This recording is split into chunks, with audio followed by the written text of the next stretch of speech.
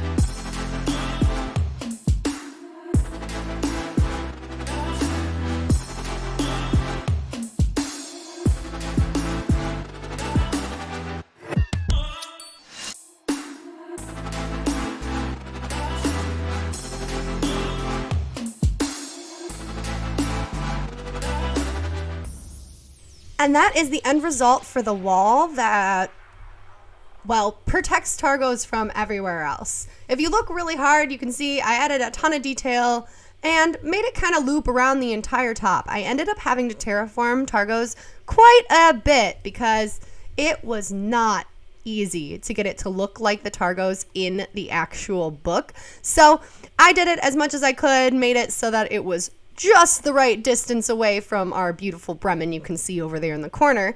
And now we are gonna add all of these houses. The houses that I'm using are the same ones that I've used for the rest of the map. It is all in style and really, really brings each town together in this 10 towns world here. I am going to start changing the roofs after I finish Targos, but Targos is of course the same color as we have Bremen and the other 4 10 towns I've already finished.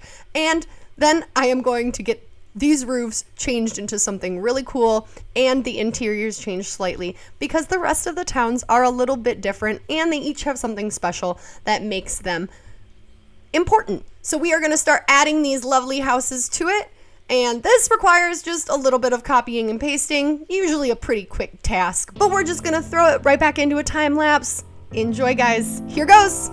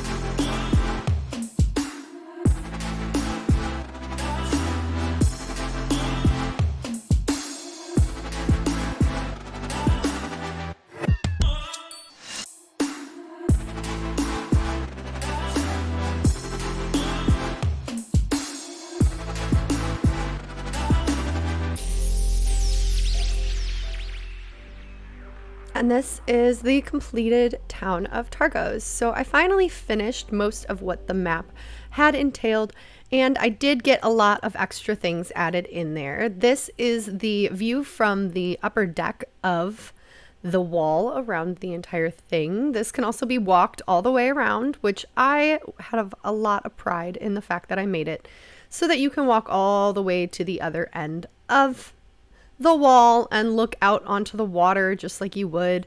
I'm gonna have to add some stairs to this. That's definitely something that's going to change in the future. I've got a lot of little extra things like adding snow into places where snow typically wouldn't fall and stuff like that. So I'm just gonna kind of walk you guys around with me. Let's kind of just look around. We got a horsey, a cute horsey. I've got kind of like a stable hookup right here where you can hook your horse up, and we've got our little stalls. The stalls I added after I finished that time lapse. So I added stalls everywhere, some more houses, some, hidden pathways, but right here around the buildings, we definitely are going to need more snow. So that's something I'm going to be adding as we go. Icewind Dale, the lore, or I guess the mission that you can do is at the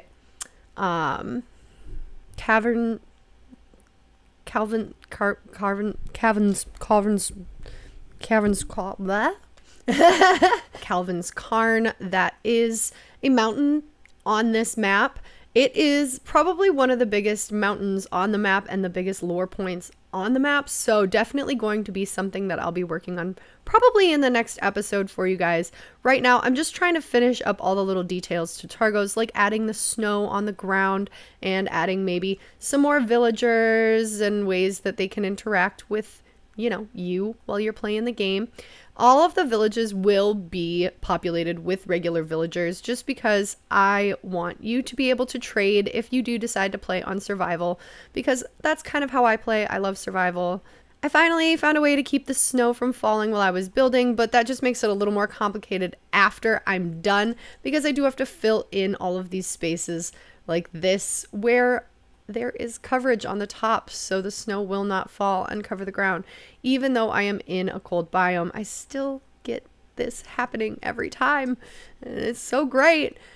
As you can see, it's like all these back corners, everything along the edges. There's some trees in the back corner here that finally grew, and just around all the houses, I definitely need all the snow to fall. I've been trying to light up the map without making it too light. One of the best parts about the Icewind Dale map is how dark and cold and mysterious and scary it is. So I kind of want to keep with that style, but I'm struggling to have no mobs spawn within the village.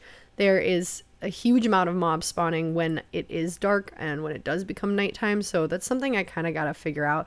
But I probably am going to end up using World Edit just to get the snow exactly where I want it, because this is gonna take forever if I just walk around doing snow like this. The cool thing about the World Edit mod is that, yeah, that's what it does. That's what I'm looking for. I'm looking to just replace everywhere that can be replaced with snow.